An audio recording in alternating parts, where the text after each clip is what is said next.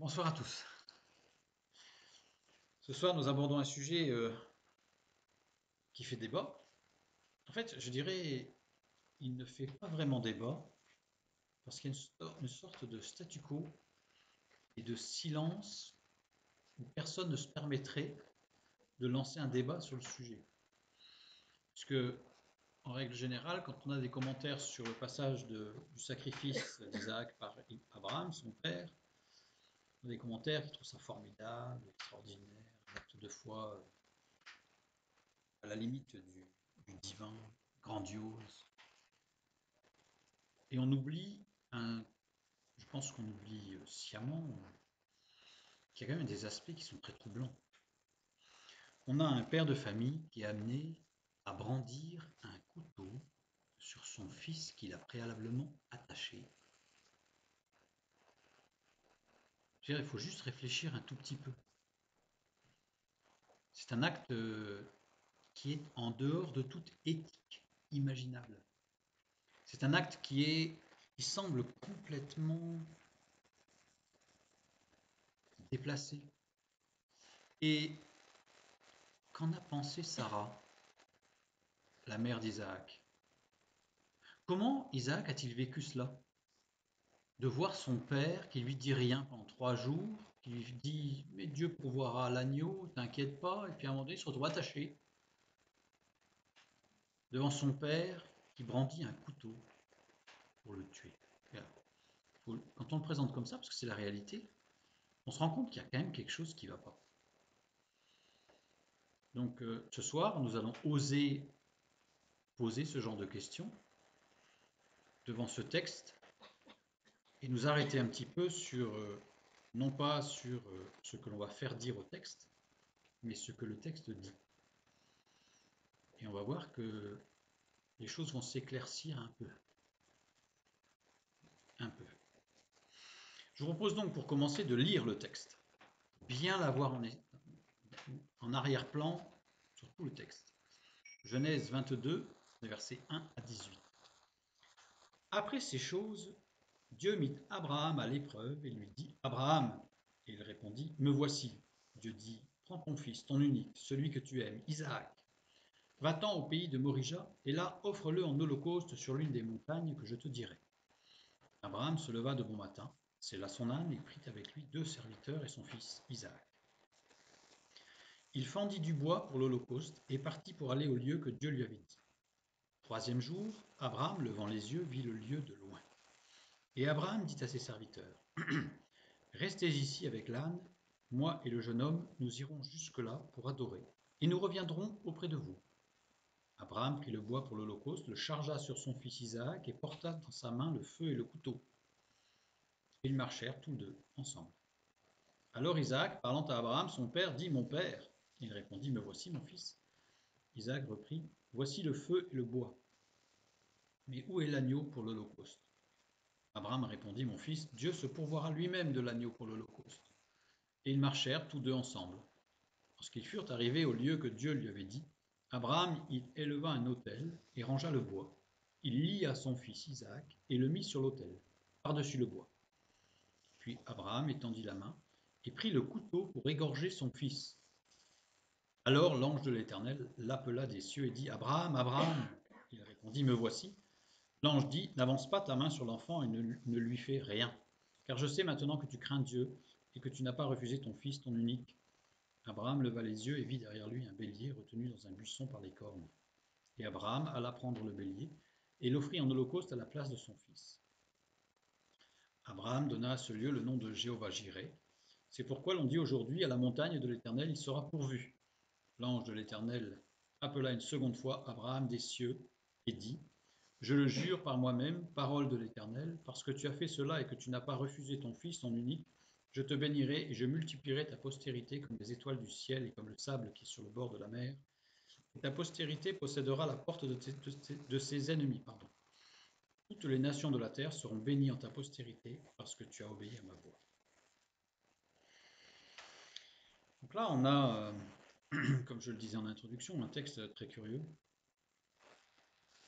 dans un déroulement sacrificiel digne un récit idolâtre des plus abominables. Et en plus, Dieu y est mêlé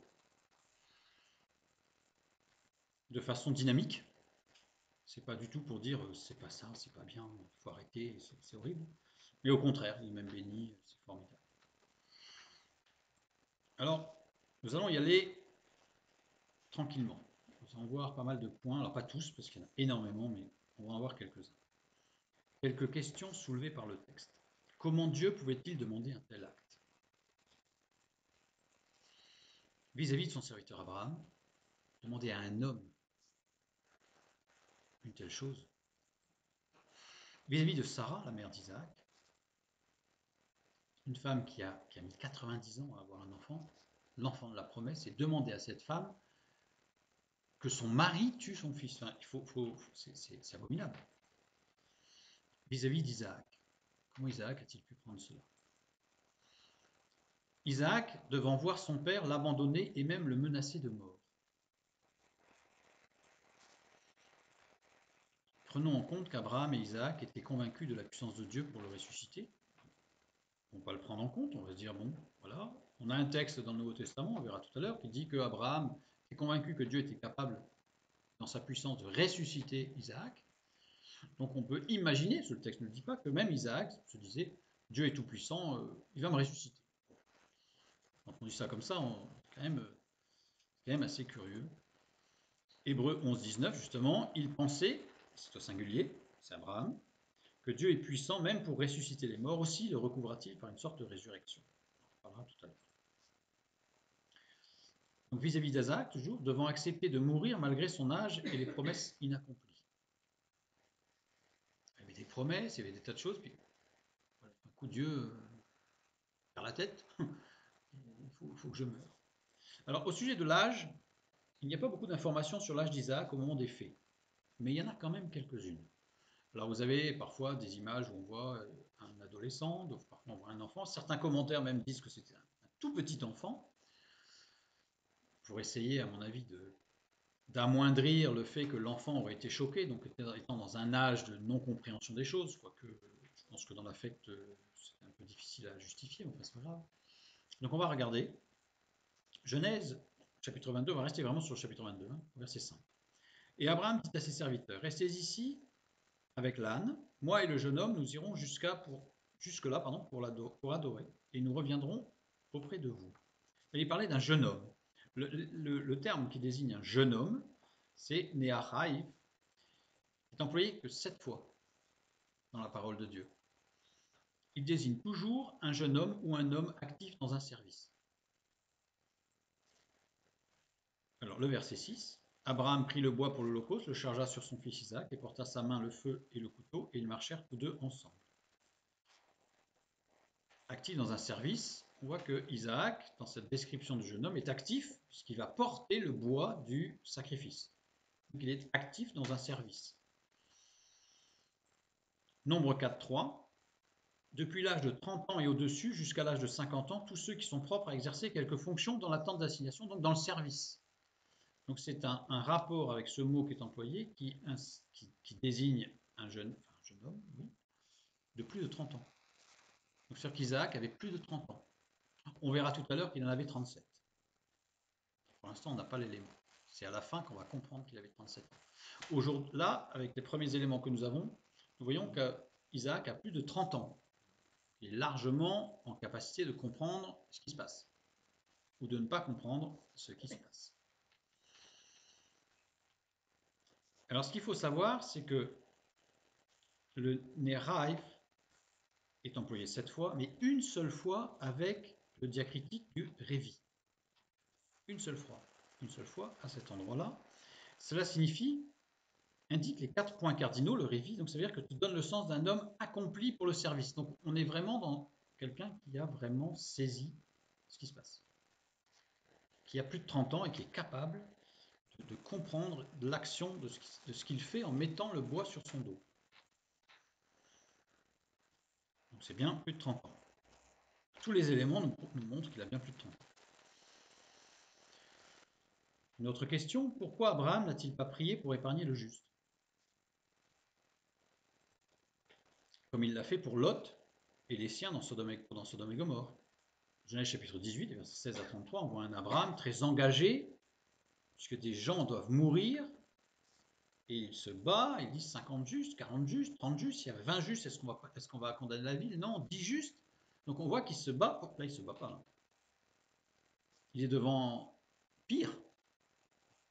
Ce pas des impies qui vont mourir, c'est Isaac, son fils, le fils de la promesse.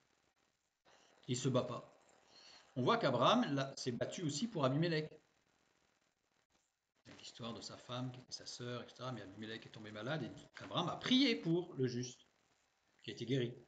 Donc on voit qu'Abraham est très engagé dans la restauration, dans la justice vis-à-vis du juste, pas pour Isaac. Pourquoi? C'est curieux. Alors, si on pose la question, je fais une petite digression, mais il y a des textes de la parole de Dieu qui nous montrent que quand on est jugé parti, on ne peut pas être objectif dans la défense. Alors il y a un texte qui est connu, c'est le texte, vous savez, où David va voir cet homme Naboth qui a manqué de respect, qui n'a pas voulu lui donner à manger, donc il va pour tuer tout le monde. Il y a la femme de Naboth qui vient à sa rencontre, Abigail, une femme intelligente, et elle lui dit quelque chose de très curieux, puisqu'elle lui dit « Quand mon mari sera mort, souviens-toi de moi ». Sous-entendu, dans le texte en hébreu, c'est-à-dire je serai ta femme. Et à ce moment-là, David fait marche arrière. Il ne va pas tuer Naboth. Pourquoi? Parce qu'à partir du moment où il sait qu'elle sera sa femme, il est jugé parti, donc il ne peut plus exercer de jugement. Donc il se recule. Elle était très intelligente, cette femme. Et sage. Il y aurait d'autres raisons pour expliquer tout ce qu'elle a fait, mais c'est l'exemple pour montrer qu'on ne peut pas être jugé parti, justement, et si on est actif, si on est partie prenante, on ne peut pas être juge. Donc peut-être que c'est ça. On va se dire que c'est peut-être ça. Cependant, ça reste curieux qu'un père ne défende pas son fils alors qu'il a défendu des milliers de personnes par ailleurs, comme Sodome et Gomorrhe. Il y a dans ce texte quelque chose de profondément pathétique, de douloureux et d'atrabilaire. Atrabilaire, ça veut dire qu'il génère une sorte de colère sous-jacente, de quelque chose qui est profond, qui rend mal à l'aise et qui ne va pas. Et qu'on ne va pas forcément souligner, et on ne va pas avoir forcément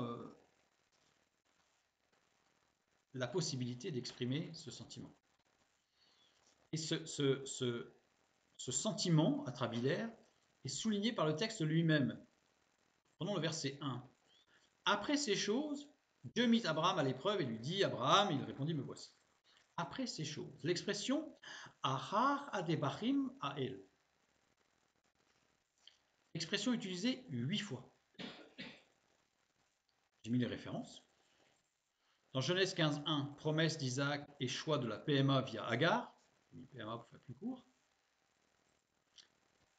Genèse 22.1, l'offrande d'Isaac, nous y sommes. 39.7, la femme de Potiphar qui convoite Joseph. Genèse 40, verset 1, mort du panetier du Pharaon. 1 roi 17.17, mort de l'enfant miraculeusement donné, c'est Élisée. 1 roi 21.1, Naboth offense David et ses hommes, justement, j'en ai parlé tout à l'heure. Esther 2.1, choix d'Esther comme épouse et complot contre le roi. Il va déjouer Mardochée parce qu'il l'a entendu. Et Esther 3.11, Aman est élevé au plus haut rang de l'Empire. Qu'est-ce qu'on remarque? On remarque que dans tous les cas, à chaque fois, cette expression introduit des événements malheureux issus d'un mauvais choix ou d'une mauvaise compréhension. Est-ce que vous pensez que le fait que cette expression soit juste à l'entrée de ce long texte n'insignerait pas la même chose? C'est le premier point qui m'a interpellé. C'est-à-dire que cette expression est utilisée 8 fois et elle commence par une expression qui insinue qu'il s'est passé quelque chose de malheureux, mais qui est issu d'un mauvais choix ou d'une mauvaise compréhension. Alors là, je touche à quelque chose presque de sacré, Abraham. Abraham aurait-il mal compris?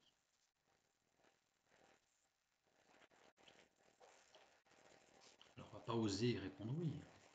Non, pas bien. C'est nous peut-être qui n'avons pas bien compris, mais c'est une question. On va laisser le point d'interrogation quelque part dans notre tête. par rapport à cet homme de Dieu extraordinaire, hein, pas du tout. Mais voilà, une petite question. Serait-ce différent ici? Ceci expliquerait l'absence de combativité d'Abraham. S'il y avait quelque chose qu'il n'avait pas compris, ben il se bat pas. Si on n'a pas compris qu'il y a un problème ou qu'il y a un vrai danger ou qu'il se passe quelque chose de grave, si on ne le comprend pas, on ne se bat pas. On ne se bat pas. Maintenant, on va regarder le texte. Après cette petite question un peu dérangeante, mais soulevée par le texte lui-même.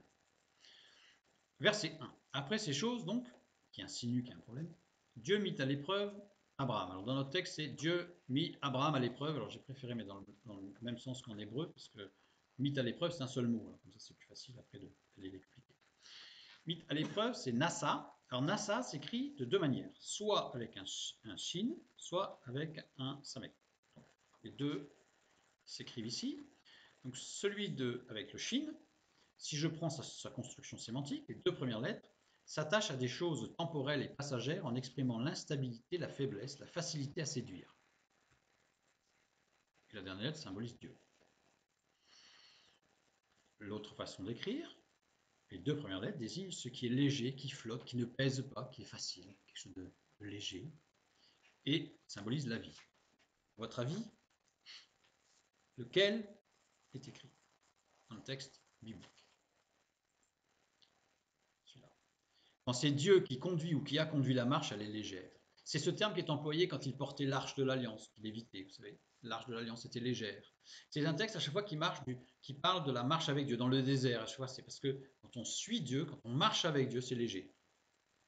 Alors là, on a un truc qui renverse complètement, parce qu'on se dit, le verbe qui a été traduit par mettre à l'épreuve désigne et Dieu fit marcher légèrement Abraham.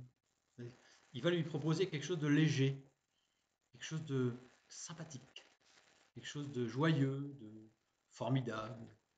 Quand on connaît la suite du texte, on se dit il y a un problème. Il y a un problème. Quand ce n'est pas Dieu qui a conduit la marche, elle est difficile, évidemment. Et là, en l'occurrence, comme je l'ai dit, c'est la marche facile. Parce que là, on aurait pu s'attendre à l'autre côté en disant Dieu va proposer un deal avec Abraham. Attention, ça va être du solide. Hein.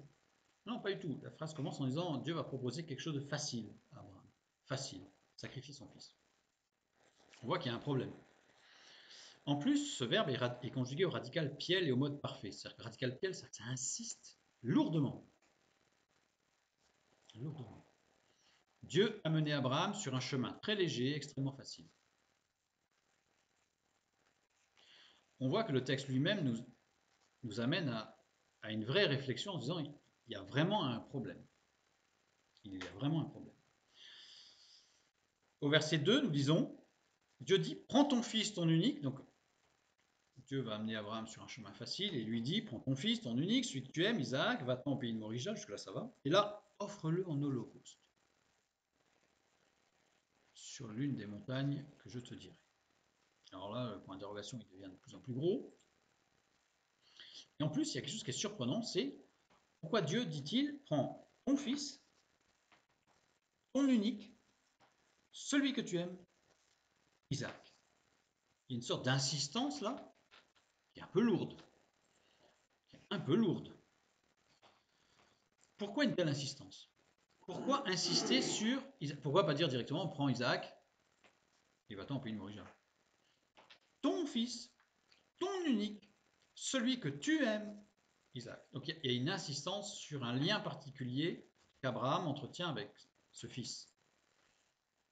Pour interrogation. D'autant plus qu'Abraham aimait aussi Ismaël. C'est pas comme s'il n'avait pas aimé Ismaël, ce qu'on voit dans le texte de Genèse 21, 9 à 11. Sarah vit rire le fils qu'Agar, l'Égyptienne, avait enfanté Abraham, donc on a vu ce que ça voulait dire. Et elle dit à Abraham, chasse cette servante et son fils, car le fils de cette servante n'héritera pas avec mon fils, avec Isaac. Cette parole déplut fort aux yeux d'Abraham à cause de son fils. Pourquoi? Parce qu'il aimait Ismaël. Donc pourquoi Dieu dit-il avec insistance, ton fils, ton unique, celui que tu aimes, Isaac? Il y a comme quelque chose de lourd là-dessous. Continuons sur ce verset 2. va-t'en au pays de Morija. Le temps, va-t'en, ça donne vraiment l'impression que c'est va-t'en, excusez-moi, je vais mettre des guillemets, mais casse-toi. Ça donne vraiment l'impression que c'est ouf. Le temps n'existe pas, n'est pas dans le texte en hébreu en fait, c'est va au pays de Morija, ce qui est beaucoup plus doux. Et il y a un mot qui n'est pas traduit, lecha. Lecha. Littéralement qui veut dire vers toi ou pour toi. Va pour toi au pays de Morija. Il se passe quelque chose, et en réalité, c'est pas Isaac qui est le nœud du problème, c'est Abraham. Dans le texte, quand on lit, on a l'impression que c'est Isaac, en fait, le sacrifice d'Isaac, c'est Isaac qui porte, c'est Isaac qui est ficelé, c'est Isaac, c'est Isaac, c'est Isaac. Mais là, Dieu dit à Abraham, va vers toi-même. Là, Abraham va devoir faire quelque chose pour lui-même, face à lui-même. Veler lecha, littéralement. Veler lecha. Cette expression, on la retrouve à un seul autre endroit dans la vie d'Abraham, Genèse chapitre 12, verset 1. L'Éternel dit à Abraham, va-t'en de ton pays, de ta patrie et de la maison de ton père dans le pays que je te montrerai. Va-t'en, c'est l'erlecha. Alors, le V devant, c'est juste et. Donc, l'expression proprement parler, c'est l'erlecha. Donc, on a deux fois cette expression dans la vie d'Abraham. Une fois quand il faut qu'il quitte Ur, et une fois quand il faut qu'il aille avec Isaac sur la montagne. Abraham a dû quitter Ur pour lui-même, pour sa sanctification à lui. Pourquoi? Parce que Ur, c'est la mère patrie de l'astrologie idolâtre. Donc Abraham devait quitter l'idolâtrie. L'erlecha. Quitte l'idolâtrie. Et la deuxième fois dans la vie d'Abraham, c'est au sujet d'Isaac, quitte une certaine forme d'idolâtrie. Abraham a dû offrir Isaac pour lui-même, pas pour Isaac, pour lui, pour sa sanctification à lui. La construction en juxtaposition des textes montrerait qu'Abraham sacralisait Isaac, le fils de la promesse. Tout repose sur les épaules d'Isaac. Abraham n'avait Dieu que Dieu B', Y-E-U-X, que pour Isaac. Tout reposait sur Isaac. L'Erlecha. Avec encore une question. Le premier texte pousse Abraham à sortir de l'idolâtrie. L'Erlecha de Ur. Le deuxième texte pousserait Abraham à accomplir un acte plutôt idolâtre, sacrifice humain. Donc il y a encore une question quand même dans le texte. On se dit, il se passe quand même quelque chose de bizarre. Petit à petit, on va soulever des choses, on va comprendre des choses, mais on va voir que ça laisse des questions, voire ça en amène d'autres. Continuons. Donc on a vu que la Genèse chapitre 22, le verset 2, la construction en juxtaposition avec Genèse chapitre 12, verset 1, montrerait qu'Abraham sacralisait Isaac. Je ne vais pas dire idolâtrer, c'est pas ça. Abraham est un homme de Dieu, qui aime Dieu, il n'y a pas de problème sur le sujet, nous sommes très clairs. Mais voilà, il donnait à Isaac une place toute particulière. Le verset 7. Alors Isaac, parlant à Abraham son père, dit « Mon père ». Et il répondit « Me voici, mon fils ». Isaac reprit « Voici le feu et le bois, mais où est l'agneau pour l'holocauste ?» On va s'intéresser à « Me voici ». Donc Abraham répond à son fils Isaac, qui l'interpelle, et lui dit « Me voici, inéni ». Au verset 1. Dans le même chapitre, nous avons « Après ces choses, Dieu mit Abraham à l'épreuve et lui dit « Abraham ». Il me répondit « Me voici, inéni ». Il y a 7 emplois de inéni avec le deuxième nun non sans dagesh, non pointé. Ici, il est juste pointé. La différence, c'est juste le point au milieu de la lettre. Juste le point.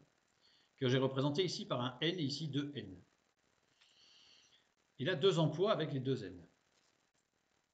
Alors, les 7 emplois que nous avons de inéni, c'est donc le chapitre 22, verset 1, que nous allons lire, le verset 11, 27, 1, etc. Alors, au chapitre 22, verset 11, Dieu appelle Abraham qui répond « Me voici ».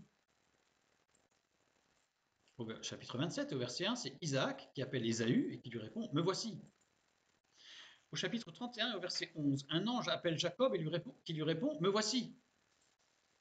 Genèse 37, 13, Israël appelle Joseph qui lui répond, me voici.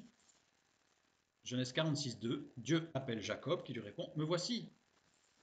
Exode 3, 14, Dieu appelle Moïse qui lui répond, me voici. C'est toujours celui qui doit le respect qui répond.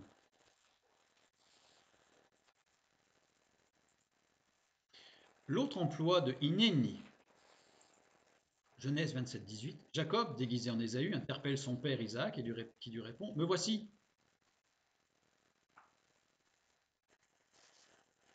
Donc c'est Jacob qui interpelle son père qui répond, me voici. Avec le point, il y a une inversion dans le respect qui est dû. Celui qui devrait recevoir le respect est dans une situation d'infériorité respectueuse. C'est-à-dire qu'en fait, Abraham est soumis à son fils. On a un enfant roi et un père qui est soumis à son fils. Une inversion des rôles. On voit bien, ça confirme bien le fait que Abraham sacralisait Isaac. Abraham sacralisait Isaac qui devenait l'enfant roi. On va le voir encore un peu plus loin, il y a d'autres termes. Il y a d'autres termes qui montrent que c'était l'inverse. Abraham était soumis à son fils. Enfants, soyez soumis à vos parents. C'est jamais écrit, parents, soyez soumis à vos enfants. Alors là, on avait l'inverse. Abraham a dû offrir Isaac pour lui-même, pour sa sanctification à lui. Parce que là, il y avait un danger. Pour Abraham, pour Isaac et pour la promesse. Mais cela ne répond pas à la question du manque d'éthique de la situation. En fait, en regardant le texte, on comprend un peu plus en profondeur la problématique familiale qu'il y avait, mais ça n'explique pas l'horreur de la situation. Ça n'explique pas l'horreur de la situation. Après ces choses, Dieu mit Abraham à l'épreuve et lui dit, de toute façon c'était quelque chose de léger, hein, Abraham, il lui répondit, me voici, donc Genèse 22. Dieu mit Abraham à l'épreuve. Le mot Dieu ici, c'est Elohim. Elohim, pluriel de Eloah, pluriel de El, El étant 1, Eloah étant 2, Elohim étant 3. Elohim, il est autosuffisant. C'est Dieu qui montre son autosuffisance. Il n'a besoin de rien ni de personne. Il est autosuffisant. Et Elohim, c'est celui qui implique la justice de Dieu. On est dans le dur. Pour le chapitre 1 de Genèse, c'est le Créateur. Tout est clair, net et précis. Donc c'est le Dieu de justice. C'est la justice de Dieu qui intervient et qui interpelle Abraham. Au chapitre 22, verset 11 maintenant. Alors l'ange de l'Éternel l'appela des cieux et dit, Abraham, Abraham, il répondit, me voici. Là, c'est l'ange de l'Éternel, c'est Yahvé. C'est plus Elohim. Racine juxtaposant le verbe être au passé, au présent et au futur, celui qui est, celui qui fait être. Il est l'Éternel et Yahvé implique l'amour. Donc on a dans ce texte une sorte de dynamique qui va de la justice de Dieu et qui arrive à l'amour de Dieu. C'est renforcé d'ailleurs par le fait que dans le premier verset, quand c'est Elohim qui appelle, c'est Abraham, une fois. C'est l'autorité qui fait que quand on appelle, on répond. Abraham, qui répond. C'est l'ange de l'Éternel, au verset 11, qui appelle Abraham, Abraham. On sent l'amour. Abraham, Abraham. Donc c'est bien l'amour de Dieu qui va intervenir au verset 11. Dans les deux cas, la justice et l'amour impliquent forcément un rapport fort à l'altérité, à l'autre. Si on est seul, on ne va pas parler de justice. Si on est seul, on va parler d'amour.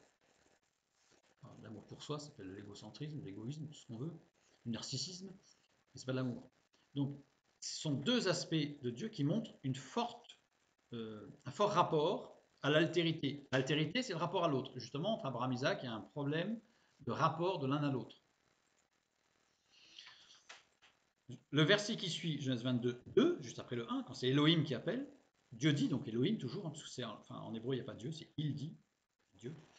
Prends ton fils, ton unique, celui que tu aimes, Isaac, va-t'en au pays de Morija, et là, offre-le en holocauste sur l'une des montagnes que je te dirai. Tout à l'heure, je ne l'ai pas dit, mais maintenant on comprend pourquoi l'insistance de Dieu qui dit ton fils, ton unique, celui que tu aimes, Isaac, celui que tu sacralises, quoi. Ça, en fait, c'est lourd parce que c'est celui qui dans ta vie prend toute ta place, quoi. Donc Dieu lui montre bien que là, il y a un truc qui ne va pas. Dieu dit Amar. Amar, tout ce qui s'étend par une impulsion, et la lettre Aleph symbolise Dieu. C'est Dieu qui donne une impulsion. Sorte de mise en résonance par Dieu. Dieu qui lance quelque chose qui va faire son effet. Vous savez, comme vous lancez un caillou dans l'eau, ça fait des ronds, puis ça fait des ronds de plus en plus grands. Ça commence par un tout petit rond. Mais on ne sait pas trop où ça s'arrête. Ça va très très loin. Donc là, c'est ça. Et toute la création de Dieu, d'ailleurs, on retrouve le verbe amar, parce que Dieu donne des impulsions de choses dynamiques par le logos qui démarre. L'action de Dieu dans la justice, dans sa justice, crée des impulsions pour amener à la compréhension d'un élément, à lui remettre à Dieu, à lui, pour avancer dans la sanctification. C'est-à-dire que Dieu, quand il intervient au niveau de se présentant comme étant le Dieu de la justice, c'est pour créer une impulsion qui va nous amener à la compréhension de quelque chose qui est pour la sanctification, pour nous rapprocher de lui. Dans la justice, dans sa justice. Action que certains interprètent à tort comme un jugement ou une punition. Même quand Dieu se manifeste dans sa justice, il n'a pas pour but de taper sur quelqu'un pour le punir. Dieu intervient dans sa justice pour créer une impulsion qui va amener à se remettre en cause, à comprendre des étapes fondamentales dans la sanctification. La justice de Dieu n'est pas là pour taper. Il y aura un jugement à la fin des temps. Mais là, on n'y est pas. Donc là, quand Dieu se manifeste en tant qu'Élohim, il intervient pour donner une impulsion pour que des événements, pour que nos choix, il va conduire toutes choses pour nous amener à la compréhension de la nécessité de lui remettre certaines choses de notre vie pour que nous puissions avancer dans la sanctification. Ça, c'est Dieu Elohim. Et donc là, au départ de ce chapitre 22, on voit Dieu Elohim qui lance une impulsion dans le cœur d'Abraham. Il lui dit, vas-y, voilà. Et là, tu as cheminé avec ça. Je te suis, il va être là, d'ailleurs on va voir, il va intervenir au bon moment, évidemment. Et voilà. Et Abraham va cheminer. Maintenant, on a dit Genèse 22, 11. Genèse 22, 11. Alors l'ange de l'Éternel l'appela des cieux et dit, Abraham, Abraham. Il répondit aussi. L'appela, c'est Kara. Au tout début, c'est dire, une sorte de mise en résonance. Amar, en plus, c'est un verbe qui signifie de parler avec autorité. Donc c'est Dieu parle avec autorité, c'est clair. Alors que l'ange de l'Éternel l'appela Kara. Kara, appelé pour venir par rapport à des événements passés, pour échanger des informations, pour dialoguer. Donc il lui dit, Abraham, il faut qu'on parle de là. Il y a un truc là, il faut qu'on parle. Donc on voit bien les deux rapports. Hein. Il y a l'impulsion de donner, c'est quelque chose de très clair. La direction est bien donnée à l'impulsion, c'est bon. Et ensuite Dieu va intervenir dans son amour pour dire maintenant il va falloir qu'on cause. Il faut qu'on cause tous les deux, il faut qu'on dialogue. L'action de Dieu dans son amour appelle à une relation d'échange pour comprendre la dynamique de la sanctification. En fait, Dieu va lancer une impulsion qui va nous amener à la compréhension de la sanctification. Après, on va l'accepter ou pas, ça c'est un autre problème. Et Dieu va ensuite intervenir pour que nous puissions comprendre cette marche dynamique.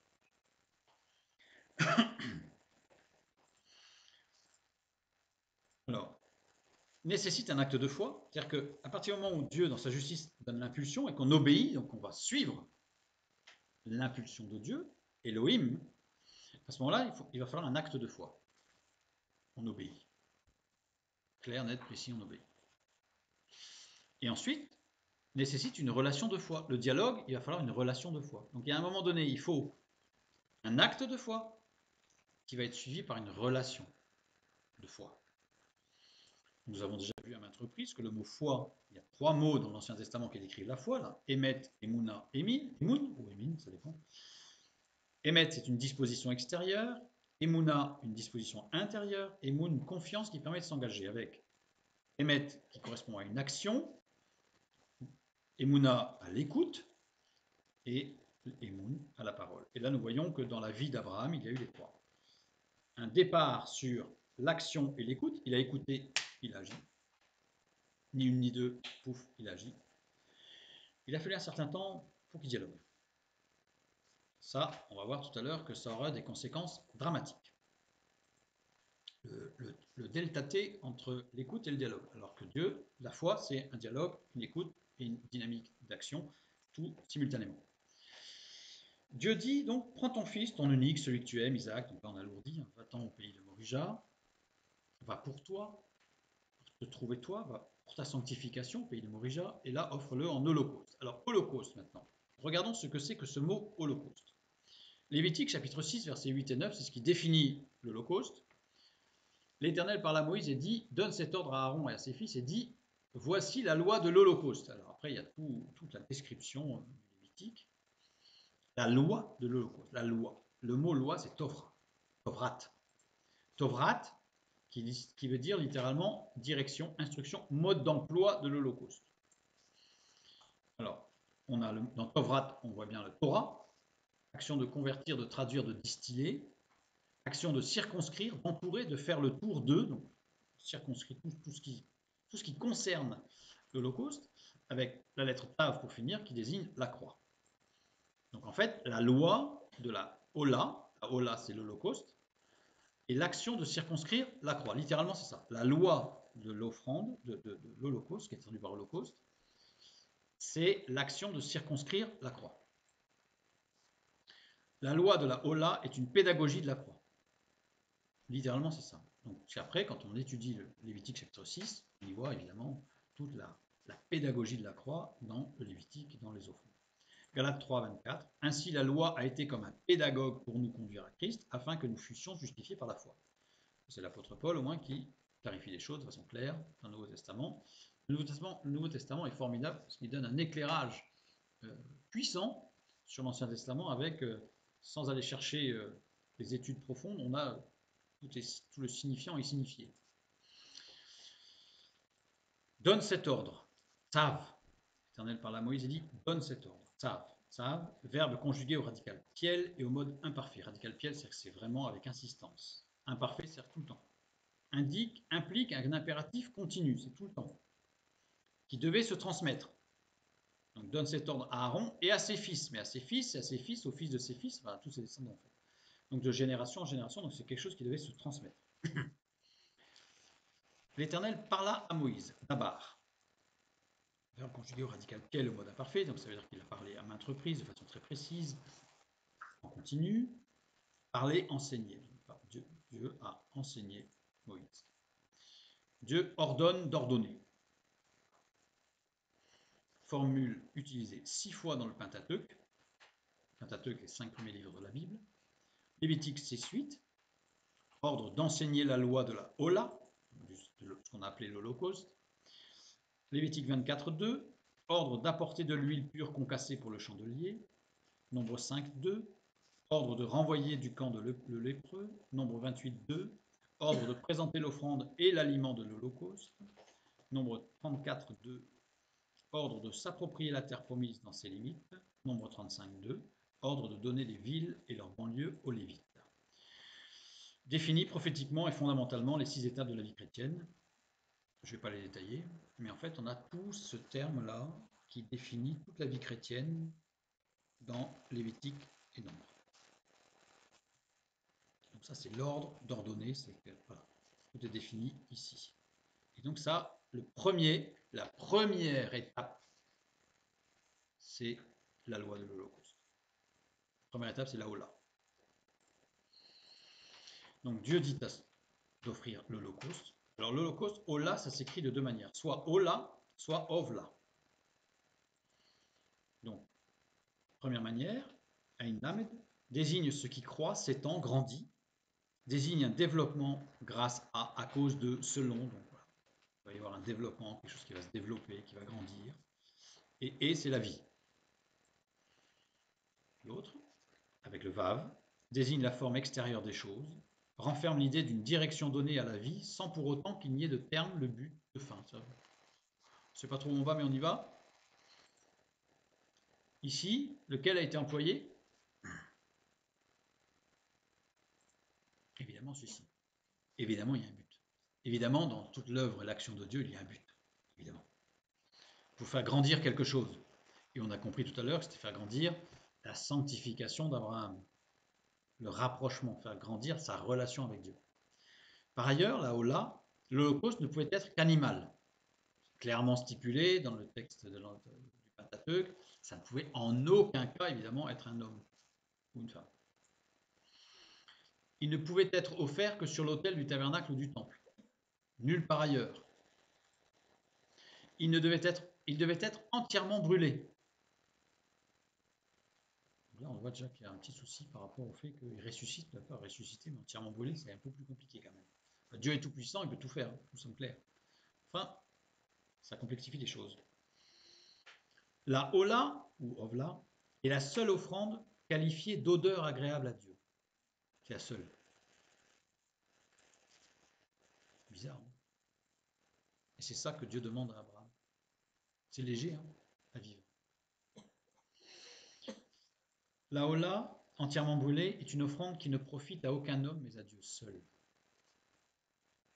C'est-à-dire que la hola, c'est un sacrifice que l'on donne à Dieu et on n'en prend rien. C'est entièrement pour Dieu, à Dieu, en Dieu. Donc en fait, Dieu dit à Abraham, tu dois me donner ton fils pour moi et tu ne dois rien garder pour toi. Et quand on a compris la problématique d'Abraham vis-à-vis d'Isaac, on commence à comprendre le message que Dieu veut donner à Abraham. Le verset 6, Abraham prit le bois pour l'Holocauste, le chargea sur son fils Isaac et porta dans sa main le feu et le couteau. Et ils marchèrent tous deux ensemble. Alors le mot couteau ici est intéressant parce que c'est Amaekelet. A, le. C'est pas un couteau, c'est le couteau. Pas un couteau parmi d'autres, mais le couteau. Le couteau. Là, on parle d'un couteau spécial. Tout particulier. Lequel? Ce mot est utilisé 3 fois. 3 fois, comme ça, le Amakelet, 3 fois. Lorsque le Lévite, dont la concubine a été violentée, il est employé lorsque vous savez, c'est ce Lévite qui, dans le récit biblique, a découpé sa concubine en 12 morceaux. Horrible aussi. Abraham qui obéit à Dieu et va sur la montagne avec Isaac pour l'offrir à Dieu. Et là, il y a 2 occurrences. Verset 1 et verset 14. C'est pas du verset 1 à 14, donc là c'est le 6. Puis quand il va brandir ce couteau, c'est le même mot. Alors qu'est-ce que veut dire ce mot? Ce mot veut dire livide ou qui rend livide, on peut le comprendre. Action de restreindre et d'accepter. Action de restreindre et d'accepter. Symbolise un mouvement concentrique tendant à rapprocher. On se rapproche de quelque chose. Et 2 dernières lettres, moyen par lequel on se réunit. Regardons rapidement, il y a une étude, je n'ai pas mis la référence, mais une étude qui parle de cet homme, le Lévite, qui a, d'après le texte, coupé sa femme en 12 morceaux, d'après le texte dans notre traduction. On y voit dans cette étude, je fais un résumé là, mais que le Lévite n'a pas découpé sa compagne, absolument pas. Ce sont les Benjamites qui ont découpé cette femme, et non pas cet homme, dans leur barbarie, qui ont démembré, ils ne sont pas découpés, ils ont démembré cette femme. Le Lévite a essayé de la sauver. Ce fut l'occasion d'être saisi par l'esprit. Il rentra en lui-même et comprit les causes de tous ces maux, l'individualité et l'égoïsme. Alors il entreprit une action remarquable pour amener le peuple d'Israël à se ressaisir et retrouver une unité du peuple de Dieu. Bon, ça, je renvoie vers l'étude pour comprendre un peu tout ce qui s'est passé. Donc là, ça veut dire quoi? Puisque ce mot est employé pour Abraham, eh bien ça veut dire que Abraham avait compris qu'il devait se ressaisir. Abraham avait compris qu'il devait retrouver une unité et une unicité avec Dieu dans sa foi. Abraham a compris. C'est super. Mais cela ne répond pas à la question du manque d'éthique de la situation. C'est-à-dire qu'on avance, on comprend des choses, mais on est encore face à un... Non, on a encore le problème de la question initiale quand même. On comprend le contexte, on a compris plein de choses, on voit qu'Abraham est un homme comme tous les hommes qui avait ses difficultés, même si c'était un homme de Dieu extraordinaire, il avait des difficultés. Et cette difficulté était vis-à-vis de son fils qu'il sacralisait par rapport aux promesses de Dieu. Ce qui va nous... En fait, quand on lit le texte, au fur et à mesure, on aurait pu continuer à étudier l'Ancien Testament, mais on se rend compte qu'à chaque fois, on a plus d'éléments de compréhension sur Abraham, la façon qu'il gérait avec son fils, etc. Mais à chaque fois, ça ne répond pas à la question. Et en fait, on va voir que là, avec le texte de Jacques chapitre 2, verset 21, en fait, c'est uniquement par l'éclairage du Nouveau Testament qu'on peut comprendre exactement ce qui s'est passé. Et avec cet éclairage, on va revenir ensuite sur le passage de Genèse 22 et on va voir qu'il y a plein de choses qui vont s'éclairer. Et les choses, on va les comprendre de façon très simple. Prenons Jacques chapitre 2, verset 22. Abraham, notre père, ne fut-il pas justifié par les œuvres lorsqu'il offrit son fils Isaac sur l'autel? Là, au moins, c'est clair. Hein. Alors, le verbe offrir ici, c'est en grec, parce que nous sommes dans le Nouveau Testament, anaphéro. Anaphéro qui veut dire payer. Ça ne veut pas dire offrir, c'est-à-dire payer. Porter un fardeau, soupirer profondément, amener à un endroit sûr, retracer sa famille et un ancêtre. Donc, c'est faire sa généalogie. Son fils sur l'autel. L'autel, Tousiasterion. Tousiasterion, terme uniquement utilisé dans la Bible, cette occurrence. Et par Flavius Joséphée. C'est-à-dire qu'en fait, c'est un texte, un terme, qui n'est utilisé dans aucun texte classique grec. Il est utilisé uniquement dans la Bible, en grec, et par Flavius Joséphée dans les Antiquités judaïques, chapitre 8, sous-chapitre 4, paragraphe 1.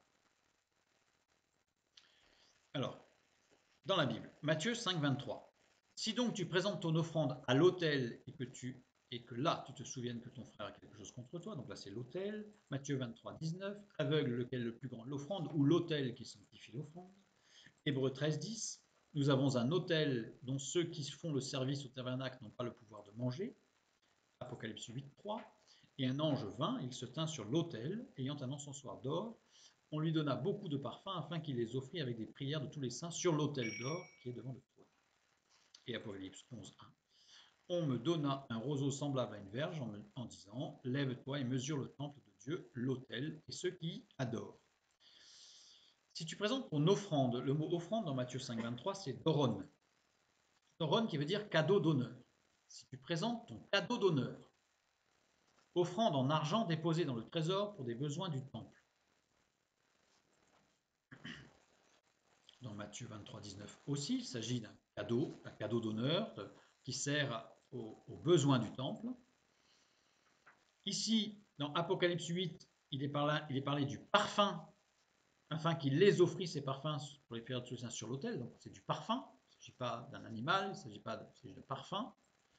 Et dans Apocalypse 11, il s'agit de l'adoration, qui est comparée au parfum. Donc on est toujours sur quelque chose qui est honorifique, un cadeau d'honneur. Flavius Joséphée, lui, par contre, c'est le seul qui introduit la notion de sacrifice mortel. Donc en fait, la notion ici de cet autel, il n'y a que Flavius Joséphée qui lui a donné le sens d'un autel sacrificiel avec du sang. Mais bibliquement, cet autel dont il est mention ici, le Tousiasterion, ne fait pas mention de sacrifice avec du sang. Il donne la notion de quelque chose qui est apporté à Dieu pour l'avancement du royaume de Dieu. En aucun cas, si c'est pour l'avancement du royaume de Dieu, on ne voit pas très bien comment on pourrait tuer quelqu'un ou un animal, mais c'est quelque chose de dynamique, puisque c'est quelque chose qui est apporté en cadeau d'honneur pour le besoin du temple et donc pour l'avancement du royaume de Dieu. Le Nouveau Testament clarifie la situation. Ici, Jacques nous dit que Dieu a demandé à Abraham de se séparer de son fils pour ne s'appuyer que sur lui, sur Dieu, et non sur la promesse qui reposait sur Isaac. Abraham a écouté et a immédiatement entré en action, ça c'est clair. Parfait, la foi en action, hein. Écouter, action, mais il n'a pas dialogué avec Dieu. Il n'a commencé à dialoguer avec Dieu que quand Dieu l'a arrêté parce qu'il était en train de faire une bêtise. Quand on dit qu'il n'a pas dialogué avec Dieu, on peut dire qu'il n'a pas vraiment dialogué avec son fils non plus. Pourquoi? Genèse 22, 4 et 7. Le troisième jour, Abraham, levant les yeux, vit le lieu de loin. Alors Isaac, parlant à Abraham, son père, dit « Mon père », il répondit « Me voici mon fils ». Isaac lui parle. Le troisième jour, il a fallu 3 jours pour commencer à avoir un dialogue entre Isaac et Abraham. C'est la première fois qu'il y a dans le texte la mention de père, mon père. Et donc Isaac et Abraham parlent au bout de 3 jours. Imaginez la situation. Imaginez la situation. Donc le dialogue n'était pas franchement établi. En plus, petit clin d'œil par rapport à ce qu'on a dit tout à l'heure, Isaac parlant à Abraham. Le verbe choisi, c'est amar, parler avec autorité. C'est-à-dire que Isaac, l'enfant roi, adresse la parole à son père avec autorité. Il dit, mais et où? On voit bien que là, il y a une situation qui est totalement anormale. Nous n'aurions jamais dû avoir Isaac parlant à Abraham avec le verbe amar. Abraham avait été faible avec Isaac. Ah, et Abraham n'avait pas dialogué avec Sarah non plus. Sarah qui était une femme qui parlait de la part de Dieu. Souvenez-vous, on a lu le texte tout à l'heure. Quand il y a eu le problème avec Ismaël et Isaac, Sarah qui dit Abraham, tu rejettes Agar et Ismaël parce que je ne veux pas qu'ils soient avec Isaac. Abraham, il prend la chose assez mal et Dieu vient prendre le lobe de l'oreille d'Abraham, le soulever légèrement et lui dire écoute ta femme et tu fais tout ce qu'elle te dit. Ça veut dire qu'elle parle de ma part, ta femme. Donc tu l'écoutes. Et Abraham va écouter. Donc c'est une femme qui était en relation, d'ailleurs on le voit à plein d'endroits, parce qu'en fait elle dialogue avec Dieu. Tu as ri? Non, j'ai pas ri. Si, tu as ri? Non, j'ai pas ri. On voit bien qu'elle est dans une relation d'intimité avec Dieu en fait. Elle le connaît Dieu. Et là, pourquoi est-ce qu'on peut dire qu'Abraham n'a pas dialogué avec sa femme? D'abord parce qu'il n'aurait pas fait ce qu'il a fait. On va le comprendre tout à l'heure. Mais on va le lire dans Genèse. Là, c'est dramatique. Genèse chapitre 23, versets 1 et 2. Que nous lisons? La vie de Sarah fut de 127 ans. Telles sont les années de la vie de Sarah. Sarah mourut à Kirjat Arba, qui est Hébreu, dans le pays de Canaan, et Abraham vint pour mener deuil sur Sarah et pour la pleurer. Ce texte intervient juste après les événements. On est juste après chapitre 22. Et il est dit qu'Abraham vint, entrer. Littéralement, et Abraham rentra pour mener deuil sur Sarah, elle était morte. Sarah en est morte.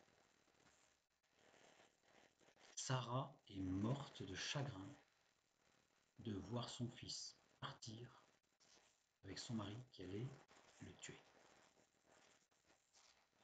C'est dramatique. C'est dramatique. C'est affreux.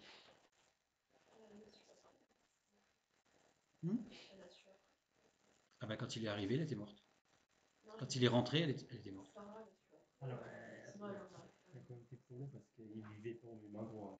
Si tu les gardes mourus, c'est vraiment un autre endroit. Oui, c'est un autre endroit.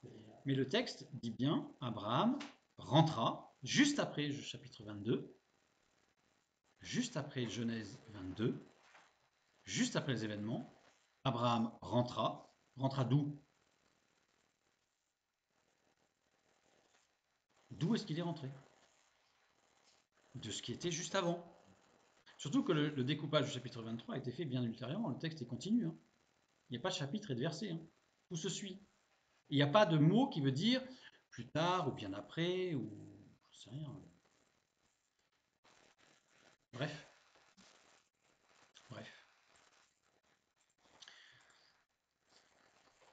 Genèse 22, 8. Abraham répondit, « Mon fils, Dieu se pourvoira lui-même de l'agneau pour l'holocauste. » Et ils marchèrent tous deux ensemble. Il parle d'agneau. Le sacrifice d'un agneau, c'est fait pour quoi? Lévitique chapitre 4, verset 32. « S'il offre un agneau en sacrifice d'expiation. » L'agneau, c'est bien le sacrifice d'expiation. D'accord. Au verset 13, qu'est-ce qui se passe? Abraham leva les yeux et vit derrière lui un bélier, retenu dans un buisson par les cornes. Le bélier. Le bélier, il sert à quoi dans le sacrifice? Lévitique chapitre 9, verset 4a. Un bœuf ou un bélier pour le sacrifice d'action de grâce.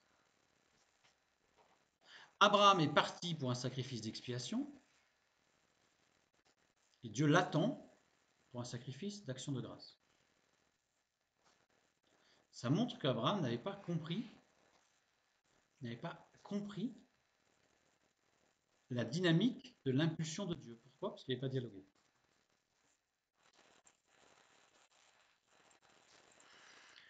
Reprenons notre page qu'on a vue tout à l'heure, la page 6. Quand on a vu qu'il y avait Elohim, puis Yahvé qui intervient quand Abraham est prêt à commettre l'irréparable. Dieu est intervenu pour ramener Abraham dans le dialogue. Évidemment, Dieu est un Dieu de grâce, Dieu est un Dieu d'amour. Donc Dieu est intervenu pour que Abraham, évidemment, ne commette pas l'irréparable, et que Abraham, Dieu par amour, est intervenu pour qu'Abraham comprenne ce qui s'est passé. Jacques chapitre 2 verset 21. Abraham notre père ne fut-il pas justifié par les œuvres lorsqu'il offrit son fils Isaac sur l'autel?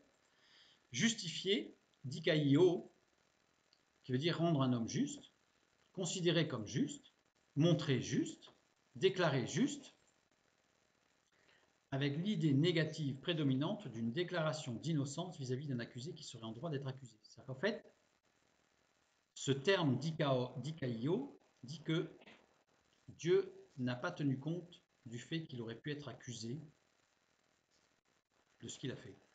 C'est-à-dire qu'en fait, Dieu, dans sa grâce, n'a pas laissé faire, n'a pas laissé Abraham aller jusqu'au bout de son incompréhension, de sa réactivité un petit peu vive. Donc, il est parti tout de suite, sans écouter, malgré le fait que la marche a duré 3 jours, pour laisser le temps de réflexion, de dialogue. Et donc, dikaio, c'est un terme qui montre bien qu'il a été considéré comme juste, parce qu'il a activé la foi. C'est pas qu'il n'avait pas de foi, c'est pas qu'il était complètement à côté, c'est juste qu'il lui manquait la compréhension de ce qui se passait là. Donc Dieu n'a pas tenu compte de ça. Dieu n'est pas un Dieu qui tape pour punir. Dieu est dans sa justice, il exerce la justice pour nous amener à la compréhension de la nécessaire sanctification dans nos vies. C'est pas du tout la même chose. Par les œuvres, ergon, ce à quoi chacun est employé. C'est-à-dire qu'en fait, ne fut-il pas considéré comme juste dans ce à quoi il a été employé? Parce que Dieu l'a employé pour nous servir d'exemple, évidemment, parce que c'était un homme de foi, il a écouté, il a agi, et nous-mêmes, dans nos vies, nous devons écouter, agir, mais parler, dialoguer. Dialoguer avec Dieu, dialoguer avec ceux qui nous entourent, ceux qui nous sont proches dans la foi, évidemment. Donc c'est l'exemple d'Abraham. Et le verset 23, « Ainsi s'accomplit ce que dit l'Écriture, Abraham crut à Dieu et cela lui fut imputé à justice et il fut appelé ami de Dieu. » Dieu n'est pas, la justice de Dieu ne s'exprime pas pour taper, pour nous taper dessus. La justice de Dieu s'exerce. Elle s'exerce, oui, il y aura le jugement, nous sommes d'accord, à la fin des temps. Au jugement dernier, là par contre, ça sera clair, ce sera Elohim qui parlera, ce sera la justice. Mais chacun sera responsable de ses actes devant Dieu, qui est juste, justement.